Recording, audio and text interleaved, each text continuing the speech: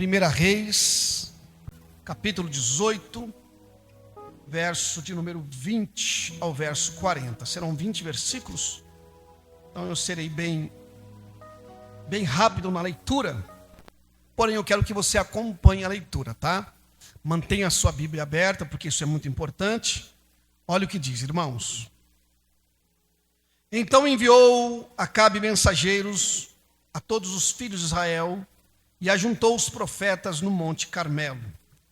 Então Elias se chegou a todo o povo e disse: até quando cocheareis entre dois pensamentos? Se o Senhor é Deus, segue-o, e se é Baal, segue-o. Porém o povo nada lhe respondeu dessa história, apesar de que eu tenho certeza que todos vocês aqui já têm uma compreensão já muito detalhada desse contexto de Elias, aqui do capítulo 18. Todos nós já conhecemos de cor e salteado esse texto, irmãos. Até porque muitos pastores já pregaram nesse texto. Você já ouviu muitas mensagens nesse texto. Você já ouviu histórias, desenhos, para criança. Você aprendeu isso na escola dominical. Porém, é claro que a palavra de Deus, ela, à medida que você vai lendo e se aprofundando, você vai vendo, vai descobrindo outros detalhes que você compreende. Não que seja novo, porém, já estava lá, ou talvez alguém já até pregou o que eu vou pregar aqui. Porém, são verdades que estão relacionadas a verdades do Novo Testamento. Mas dentro desse contexto aqui, eu quero tirar algumas lições que vão remeter-nos à nossa consciência, ao nosso olhar e o nosso coração às verdades que encontramos em Cristo, irmãos. Amém? Jesus, ele é o centro da palavra. Jesus é o Logos. Ele é a verdade de Deus. Ele é a expressão do Deus invisível. Então, tudo que a Bíblia fala, ela fala a respeito de Cristo. Se você olhar para os profetas vaticinaram, pregaram, profetizaram a respeito de Cristo. Se você olhar para os Salmos, você vai ver nos Salmos, como foi lido aqui o Salmo 23, você vai ver ali Cristo. Toda vez que você lê a Bíblia, leia a Bíblia olhando para Cristo. Você vai descobrir Cristo em todo o contexto da Bíblia. E eu quero aqui compartilhar algumas verdades dentro desse contexto que nos vai falar sobre Cristo. Amém? Por isso eu preciso muito da sua atenção. Eu preciso muito que nada tire sua atenção, porque eu quero ser sucinto, quero ser breve. Nós temos meia hora para pregar esta palavra, que já tempo não nos ajuda, mas eu queria que você entendesse o contexto aqui, irmãos, de Israel. Nós temos no reinado aqui de Israel, o povo estava dividido, reinado do sul, reinado do norte. E nesse contexto aqui nós estamos no reinado do norte, cujo o rei é o rei Acabe. E o povo do reinado do norte é um povo que haviam se extraviado, haviam se desviado das leis de Deus. Por mais que eles tentassem se voltar para Deus, infelizmente eles eram muito inclinados à idolatria, à prostituição, ao secrentismo religioso. Então era muito fácil. Até porque, irmãos, quando você olha, por que era muito fácil o povo cair na idolatria naquela época? Aos deuses daquela época, Baal, que era o deus da agricultura, deuses que remetiam uma figura feminina, ali naquela época. Então, muitos desses deuses, ou muitos desses cultos, irmãos, eram praticamente uma rave. Até porque as raves hoje, elas têm uma expressão desses cultos do antigo, como eu posso dizer, dos tempos mais antigos, das antigas civilizações.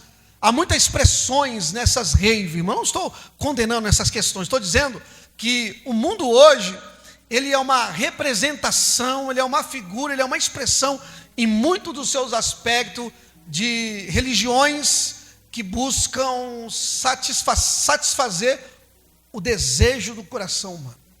Então, agricultura, deuses que estavam muito dentro do contexto da sexualidade, da fertilidade. Então, tudo isso estava dentro do contexto de Israel. Eles buscavam o prazer. Você vai ver isso dentro do contexto helenista, posteriormente, os romanos, os gregos, primeiro os gregos, depois os romanos, tomando de empréstimo também todo esse conceito de religião. E dentro do helenismo, foi falado até aqui mesmo, havia aquele conceito, né, de buscar o prazer a todo custo. E isso estava sempre voltado na idolatria, irmãos. Por isso que Jesus vai sempre, Jesus no Evangelho, ele realmente, quando nos fala sobre a idolatria, ele fala assim: olha, não tem como servir a dois senhores. É o que está aqui. Não tinha como Israel servir a Baal e não tinha como Israel servir ao Senhor. Eles queriam servir ao Senhor e queriam servir a Baal. Aí você me diz: mas pastor, eu não tenho nenhum Deus no meu coração que remete a uma idolatria. Os idólatras são os católicos, são as pessoas de religião de matriz africana, mas eu não, eu sou igreja, eu sou evangélico, eu não sou idólatra. Não. Jesus mandou tomar muito cuidado com esse mundo, e principalmente no que tange a riqueza desse mundo, no que tange ao dinheiro do mundo, aquilo que nós buscamos. Ele falou: não tem como servir a Deus e mamon. Então, a ideia do dinheiro não é o dinheiro em si, até porque o amor do dinheiro é a raiz de todos os males. A questão é a busca do prazer.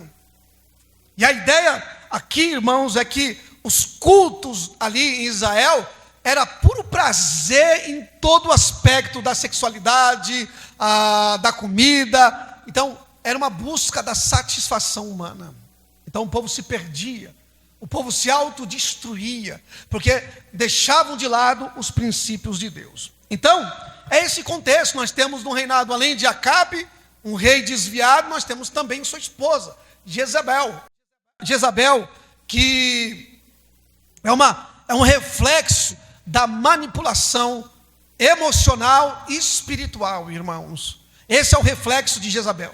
Você coloca Jezabel, às vezes, num contexto da prostituição, mas não, estava muito mais voltado na manipulação emocional, porque ela manipulava o seu marido, e isso também o levava à idolatria. Então, esse é o contexto. Deus levanta agora Elias, o tisbita, né, que vem das montanhas de Gileade, e começa a profetizar, a pregar, a conclamar a palavra de Deus, conclamar ao povo o retorno. E esse retorno não era simplesmente ao retorno à religião, mas ao arrependimento.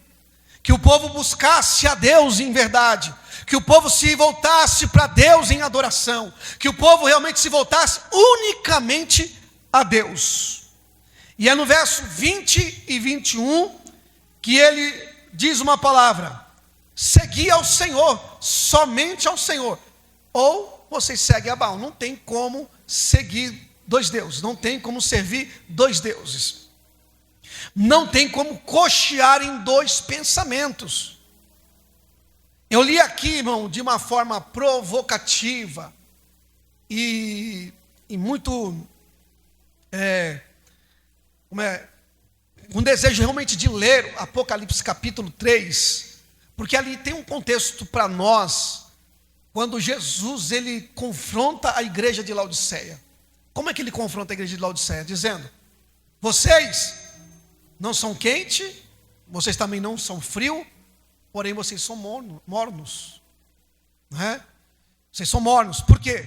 Porque vocês dizem que vocês são ricos, que vocês de nada têm falta. Era uma igreja abastada. Eu não vou dizer localmente, né, como local, igreja local, mas no contexto geral de cidade, a igreja era uma igreja abastada. É uma igreja que tinha tudo, estava na melhor localização. E o povo agora estava, né, é claro que tem um contexto que eu não quero entrar dentro das questões do aqueduto, da água que vinha fria, morna, e depois ficava morna. Não vou entrar, até porque isso já sabe. Não é? Eu quero dizer que Jesus tomou esse aspecto hídrico da cidade, e claro que a água chegava morna até eles, e quando eles bebiam aquela água, eles tinham enjoo. Eles enjoavam e vomitavam. Então, quando Jesus diz para eles, vocês não são quente e nem frio, eles estão entendendo o que Jesus está falando. Quando Jesus fala assim, estou a ponto de vomitar vocês da minha boca, eles também estão compreendendo o que Jesus está dizendo.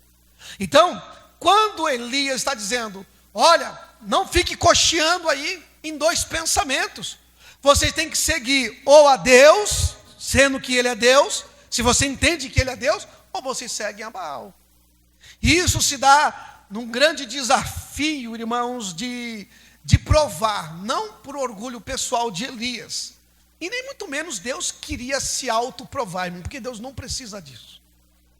Nós temos essa dificuldade de pedir uma prova para Deus, para perguntar, Deus, se tu for Deus na minha vida, eu quero que o Senhor me prove algo. Deus não precisa provar nada para ninguém.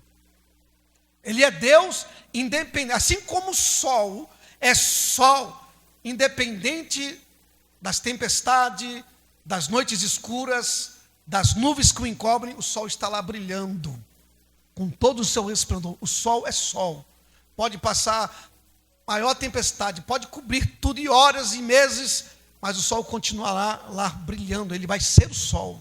Deus continua sendo Deus, independente dos nossos problemas, dos nossos desvios morais, das nossas dificuldades, Ele continua sendo Deus. E quando pedimos uma prova para Deus, Deus não quer se autoprovar para mostrar que Ele é Deus. Ele é Deus e pronto, e acabou, irmãos. Você é crente, você é frio, você é morno ou não, você é frio, você é gelado, Ele continuará sendo Deus. E mesmo que toda a humanidade dissesse assim, nós não cremos mais em Deus, ainda que a filosofia ateísta, não é? O pensamento ateísta tomasse conta de toda a humanidade, todo o pensamento humano, Deus não precisaria provar que Ele é Deus. Ele é Deus e pronto, e acabou. E assim, nós compreendemos que dentro de alguns aspectos, Ele é. Ele não precisa provar que Ele é. Nós precisamos provar, irmãos. Nós queremos aplausos, se preocupamos com elogios, se preocupamos com críticas, se preocupamos com o que as pessoas estão pensando, mas Deus, Ele continua sendo Deus e Ele não muda. Nele não há sombra de variação. Agora em nós há, irmãos. E nós precisamos aprender que nós mudamos. Nós se alteramos na nossa biologia. Nós nos alteramos nos nossos pensamentos. Nos alteramos na nossa fé. Temos crise de fé. Será que eu continuo crendo com todo o problema que eu estou vivendo? Ou chuto logo o pau da barraca e largo tudo de mão? Deus sempre será Deus amoroso, Pai bondoso e misericordioso. Deus não se surpreende com as nossas obras. Deus não se surpreende com a nossa fé, irmãos. Deus não se surpreende com as coisas que podemos fazer para Ele. Ele continua sendo Deus. Então, nesse desafio, não é o desejo de Elias provar que Deus é Deus no sentido de que o ego de Elias aumentasse. Ele queria realmente glorificar a Deus. Ele queria, de fato, glorificar o nome do Senhor. E para isso que nós vivemos, irmão. Nós vivemos para a glória dEle. Tudo que fizemos, tudo que fazemos e tudo que iremos fazer é para a glória de Cristo. É para a glória dEle.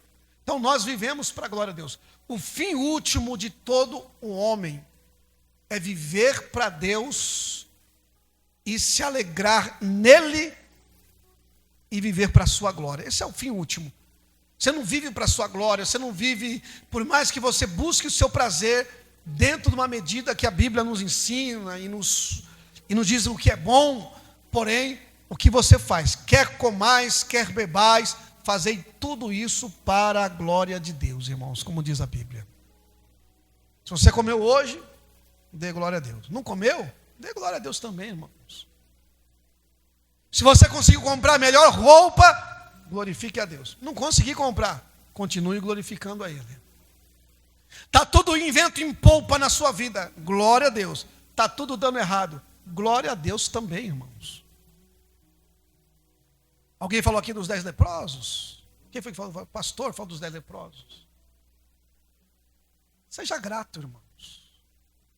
Se tem uma coisa maravilhosa na vida é viver grato. Seja grato a Deus por tudo, irmãos.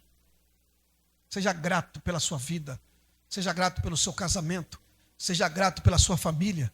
Seja grato pelo prato, como o pastor falou aqui, que é o redondinho, né? O disco voador, que a gente come sempre na semana, com aquele arroz, feijãozinho. Seja grato a Deus, irmão, pelo ovo fritinho com sal que você come lá na semana. Não teve picanha, como foi prometido? Não tem problema, irmão. A gente come o acém. Não tem acém também? Não tem problema, irmão. A gente vai comer o pé de galinha, abençoado. Glória a Deus, irmão. Talvez você não goste. Eu gosto do pé de galinha. E como que nem picanha. É claro que eu não vou dispensar uma picanha, né, irmãos? Se tiver a picanha e o pé de galinha, é claro que eu vou querer a picanha. Né? Mas diante de tudo isso, irmão, dê glória a Deus, irmãos. Adore ao Senhor. É para isso que nós vivemos, para adorá-lo e para servi-lo. Diga amém. Mateus 6:24 diz, não podeis servir a dois senhores. Então, coloque uma coisa no coração, irmão, não dá para a gente ser do mundo e ser da igreja. Não dá para viver para o mundo e viver para Cristo. Não dá para nós vivermos divididos, irmão. Nós somos totalmente, quando Deus fala para Abraão, Abraão, anda na minha presença e ser perfeito. O ser perfeito não é ser perfeito como nós colocamos no aspecto religioso, irmão. É ser íntegro, é ser inteiro, irmãos. Seja quem você ser, na medida quem você é, mas seja inteiro e seja verdadeiro. Seja íntegro. Não fique dividido, fragmentado, irmão, por todos os cantos. Tem gente que vive fragmentado, com problemas da vida. Fragmentado com a pessoa que falhou com você, que decepcionou você. E você vai carregando um pedaço de cada um na sua vida. É um pedaço de uma pessoa que decepcionou você na infância, do pai ou a mãe. É um pedaço de alguém que decepcionou você no relacionamento amoroso. É um pedaço, e as coisas vão acontecendo. É um pedaço de alguém que fechou a porta para você. Não, irmão, você não foi chamado para viver fragmentado por conta de pessoas. Então, quando Elias faz o desafio, ele fala assim, vocês têm que decidir. Ou seguir a Deus ou seguir a Baal. E Jesus diz, não está como servir a dois senhores. E lá em Tiago, capítulo 1, e versículo 7, na carta de Tiago, Novo Testamento, ele diz assim, olha, não pense tal homem, isso aqui eu já citei várias vezes para você, que receberá alguma coisa do Senhor, homem vacilante, vacilante em seus pensamentos e em todos os seus caminhos. Então não tem como ter um pensamento dividido, irmãos. Nós precisamos ser inteiro, mesmo na nossa medida. Quando eu falo de inteiro, irmão, você não precisa. Cada um tem sua medida, cada um tem o seu limite. Então, seja inteiro na sua limitação, na sua capacidade. Seja quem você é, falho, pecador, quem você é. Não importa, irmão. A questão é que Deus não vai mudar ao teu respeito, de pensamento ao teu respeito, porque Ele pensa ao teu respeito como filho, como servo, como crente, como cristão. Ele pensa sobre você, Ele não vai mudar. Ele não vai mudar, o amor dele não vai mudar na medida do tempo. O amor dele não vai diminuir com o tempo que passa. O amor de Deus continuará o mesmo para sempre, irmãos. O povo estava dividido, dividido nos pensamentos, dividido socialmente, porque era reino do sul, reino do norte. Elias faz um desafio a eles, para que eles montassem um altar, pegassem 2 novilhos, cada um pegasse o seu, e que cada um clamasse ao seu Deus. Elias se separou dele, eles foram primeiro, ficaram da manhã até o meio-dia clamando, prepararam lá o novilho e clamavam, se cortavam, dançavam ao redor do sacrifício e nenhuma resposta houve. Não houve nenhuma resposta da parte. E eu acho interessante que ainda dentro desse contexto, quando Elias também confronta um povo, ou seguir a Deus ou seguir a Baal, o povo também fica calado. O povo nada responde, irmãos. Então, eles clamavam, não houve resposta. Elias foi lá, pegou 12 pedras para restaurar o altar que estava espalhado. 12 pedras, como está o texto dizendo, representando as 12 tribos de Israel. As 12 tribos, porque era para isso o propósito de Deus, que eles se chamariam Israel e seriam um povo só, mas o povo estava dividido. O que ele fez? Juntai-vos todos a mim, ele chamou todo mundo. O povo falou assim, boa essa palavra, vamos ver o que vai acontecer. E juntou o povo, irmãos, se tem uma verdade, aonde a manifestação de Deus é na comunhão. O povo não estava vendo mais sinais, o povo não estava vendo mais as maravilhas de Deus.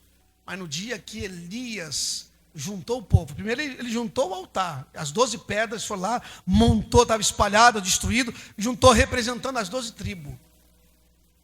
Colocou lenha, colocou o sacrifício, cavou ao redor, mandou jogar água. E terceira vez, joga água, uma terceira vez, mandou encharcar de água o sacrifício e juntou o povo, irmãos. O Salmo 133 diz, quão bom e quão suave é que os irmãos vivam em união. É como óleo precioso que desce pela cabeça, pela barba de Arão, pelas suas vestiduras. E ali o Senhor ordena a bênção e a vida para sempre. Irmãos, você quer ser abençoado, você quer ter vida em abundância, é comunhão. Nós como igreja precisamos entender que a comunhão, ela só é verdadeiramente comunhão quando eu encontro a dificuldade para ter comunhão. Quando eu encontro o problema da comunhão.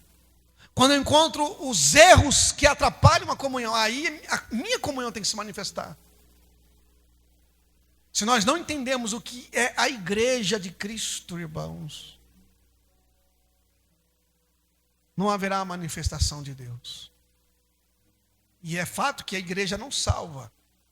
Igreja como prédio não salva. Igreja como placa não salva. Cadeira, banco, nada disso aqui, irmãos, pode ser tão santo quanto você é. Como igreja, como templo santo. A igreja é o templo do Espírito Santo. Por isso que a Bíblia diz que aquele que destrói o templo de Deus, Deus o destruirá. E nós por isso precisamos viver, compreender que é a comunhão e se ajuntar. E Elias ora e o fogo desce sobre o altar, irmãos. É claro que o fogo tem a representação simbólica do Espírito Santo, do poder de Deus que se manifesta. Mas só há poder, irmãos, quando há comunhão, só há fogo do céu, quando há comunhão e quando Cristo é o centro do sacrifício, ou ele é o verdadeiro sacrifício. Quando Cristo está no centro do altar. Quando Cristo, de fato, for verdadeiramente o cordeiro da nossa vida, aí haverá fogo, irmãos. Aí haverá poder na nossa vida. Aí a glória vai se manifestar. Aí tudo aquilo que há de errado em mim, tudo aquilo que há de errado em você, tudo aquilo que há de errado no seu casamento, na sua família, na sua vida financeira, material, todas essas coisas você vai se alinhando, você vai se preparando, Deus vai te ajeitando, vai te dando graça, e princípios bíblicos vão se manifestando na tua vida, e você vai conseguindo resolver essas questões, resolver essas situações, meu irmão. Não há uma varinha mágica para resolver os seus problemas. Não há uma lâmpada com um gênio para resolver os seus problemas, irmãos. A igreja não é a lâmpada do gênio. A igreja é o lugar da confrontação, do chamado ao arrependimento, do chamado à comunhão, do chamado ao sacrifício, mas o sacrifício em Jesus, irmãos. Quando você entender essas verdades, eu não estou dizendo que teus problemas serão resolvidos. O que eu estou dizendo é que Deus te capacitará para você orar e Deus manifestar a glória dele lá onde você precisa que ele manifeste a sua glória. E todos saberão que ele é Deus na sua vida, meu irmão. E sabe o que acontece, irmão? Às vezes nós não estamos como povo, às vezes dividido ou não, mas nós estamos muito mais como os profetas de Baal, como o povo que está a favor dos profetas de Baal, do que propriamente aqueles que estão a favor de Elias. Como que era o culto desse povo, irmãos? O culto deles tinha de tudo. O culto deles tinha dança, o culto deles tinha sangue, o culto deles tinha, sabe, irmão, transe, sabe, tinha tudo o que eles imaginavam. Todo o secretismo, tinha tudo de tudo. E as igrejas estão assim hoje, irmãos. Deus está tão longe da igreja, em alguns aspectos, como ele disse para a igreja de Laodiceia: eis que estou à porta e bato.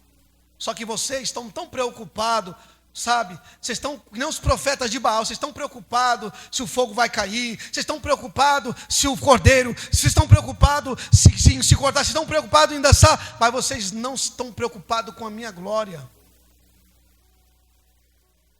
E o secretismo religioso tomou conta das igrejas hoje, irmãos. E você olha que há de tudo nas igrejas. Hoje tem de tudo. Hoje tem luz, tem fumaça, tem óleo, tem sal, tem água não sei de onde. E tem de tudo, irmãos. Só está faltando o principal, o sacrifício, que é Jesus. As pessoas falam do óleo, falam do sal, falam do dia não sei do que, e não sei do que, e não sei do que, e é para isso, é para aquilo. Mas o que falta é o principal, Jesus, irmão, que é o verdadeiro sacrifício. Nós, como igreja, precisamos entender essas verdades e restaurar o altar do Senhor na nossa vida. Às vezes nós estamos tentando restaurar, sabe, irmãos, situações que primeiro não é isso que Deus quer restaurar. Sabe por que a gente quer restaurar algumas áreas da nossa vida, irmãos, sem primeiro restaurar o nosso altar? É porque restaurar algumas áreas vai nos dar prazer. Eu preciso ter prazer naquela área minha que está em dificuldade. Eu preciso ter prazer na minha área financeira, eu preciso ter prazer na minha área emocional, eu preciso ter prazer na minha área física, na minha área biológica. E a gente busca, sabe, resolver aquela situação que nos dá prazer. Quando na verdade Deus está dizendo: restaura o altar primeiro, para que eu, Deus dizendo, tenha prazer em vocês, para que a minha glória. Qual que era o problema do povo naquela época, irmão? Falta de água, não tinha água. Elias já tinha profetizado por conta do desvio moral e espiritual do povo. Deus cerrou o céu, todo mundo morrendo de sequidão, tudo árido, não tinha água para ninguém. Eles queriam beber água, e água dá prazer, irmãos. Qual que era a melhor coisa para aquele momento? Era água, e é o que eles não tinham. Deus queria abrir o céu sobre eles, mas eles estavam tão fora do contexto de Deus, da sua palavra. Deus levanta Elias, Deus manda fogo no sacrifício de Elias. O povo vê que Deus é Deus, o povo se dobra e começa a dizer: só o Senhor é Deus, só o Senhor. O povo se volta para o Senhor, e Elias fala assim: agora pega os profetas de Baal, mata eles. O povo se retornou para Deus. E a primeira palavra que Deus fala para Elias é dizer assim: agora corre lá em Acabe, diga para ele se adiantar, porque está vindo aí uma grande, abundante chuva. Às vezes, irmão, nós queremos a abundância de Deus, nós queremos ver o milagre de Deus, mas nós não queremos se colocar na posição que Deus está dizendo que nós devemos se colocar. Os céus querem se abrir sobre nós. O céu quer se abrir lá na tua casa, irmãos. O céu quer se abrir em todas as áreas da sua vida, mas você precisa se colocar diante do altar do Senhor, restaurar o altar. Mas não um altar físico, exterior, mas um altar interior, irmãos. E quando você restaurar esse altar, a tua vida vai mudar, a tua história vai mudar, a tua casa vai mudar, a tua vida vai mudar por completo quando você se posicionar como Elias e restaurar o altar do Senhor.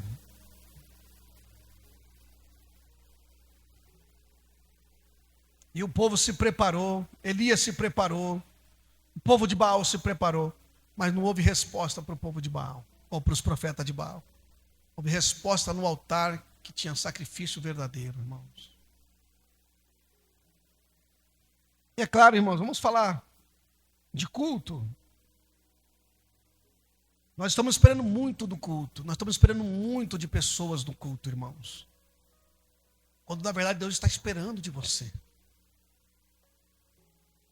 No dia que você entender que é um culto, você vai sair dessa porta e vai dizer assim: Meu culto continua da porta para fora. Você não vai se preocupar se o Miau cantou bem ou cantou mal, se eu preguei mal, se eu preguei bem, se o irmão foi bom. Você não vai se preocupar com você, independente como foi o louvor, como foi a pregação, se houve as coisas que você queria que houvesse. Quando você entender tudo isso, o teu culto vai acontecer. A glória de Deus vai se manifestar. Você vai sair daqui cheio da presença de Deus. Sabe para quê, irmãos? Para que você seja útil nas mãos do Senhor, lá na sua casa, lá no seu trabalho, lá na sua escola. Por isso que Jesus diz assim: eis que estou à porta e bato. Mas, irmão, nós estamos falando tanta coisa, nós estamos pregando tanta coisa, nós estamos entretendo tantas coisas na igreja, porém Jesus está do lado de fora. Nós estamos colocando Jesus, não é só do lado de fora na igreja, como nós estamos colocando Jesus do lado de fora na nossa casa. Jesus não tem mais espaço na nossa mesa, até porque não há mais mesa nas casas hoje em dia, irmãos. Não estou falando uma mesa de 4 pés, ou de vidro, por mais bonita que seja. Não há mais mesa da família que se senta para almoçar, para jantar, para lanchar. E aonde há mesa, há comunhão, irmãos. E aonde a comunhão é onde Ele se manifesta, é onde Ele está presente. Não há mais diálogo, não há mais atenção nas famílias. Está faltando isso, irmão. Esse altar da família precisa ser restaurado hoje.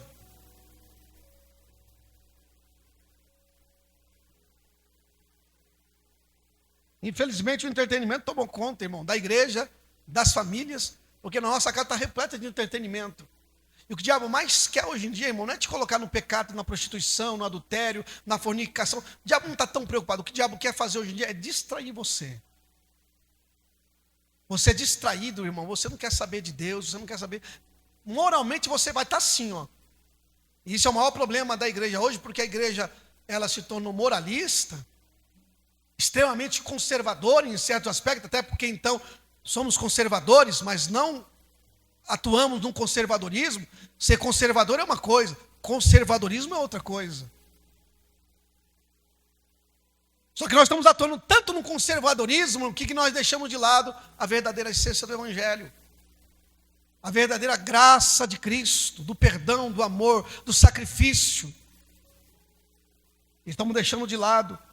Jesus está ficando de fora em todas as esferas da nossa vida, irmãos. Nós estamos colocando jeito, porque o entretenimento tomou conta. O celular tomou conta, a Netflix tomou conta. Infelizmente, hoje as pessoas da igreja, elas têm a capacidade de ficar no WhatsApp dentro do culto, irmãos.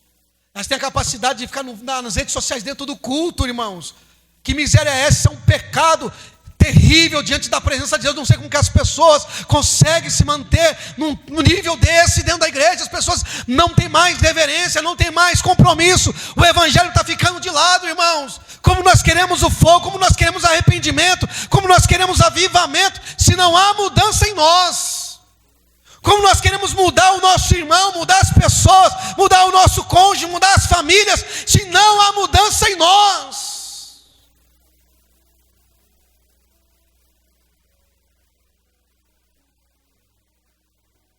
Reflita, queridos. Reflita, porque o diabo quer nos distrair, irmãos, e preste atenção numa coisa.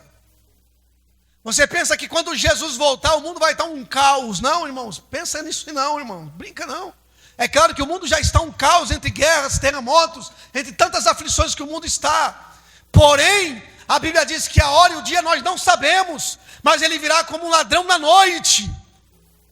E Jesus deixa bem claro que será como nos tempos de Noé. Uns estarão casando, outros estarão trabalhando, outros estarão vendendo, outros estarão comprando. Será um dia tão tranquilo, tão normal, tão intertido com as coisas, que ele vai vir e você nem vai perceber.